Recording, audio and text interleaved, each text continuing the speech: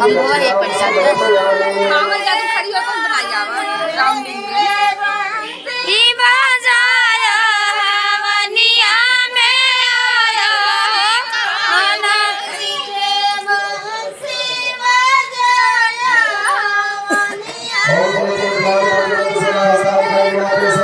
धीरे धीरे बंसी बजाया हवनिया में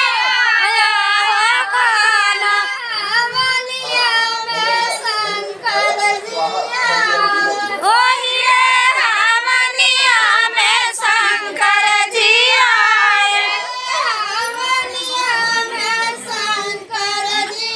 आए ओहिए हवनिया में शंकर जी आए धीरे डमरू बजाया हवनिया में आया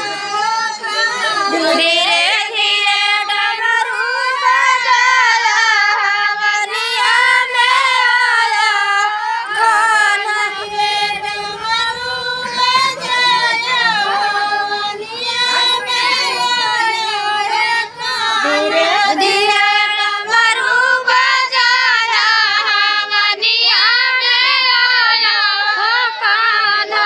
धीरे बंसी बजाया हवनिया में आया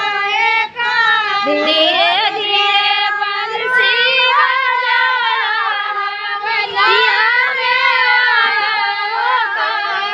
धीरे बंसी बजाया हवनिया में आया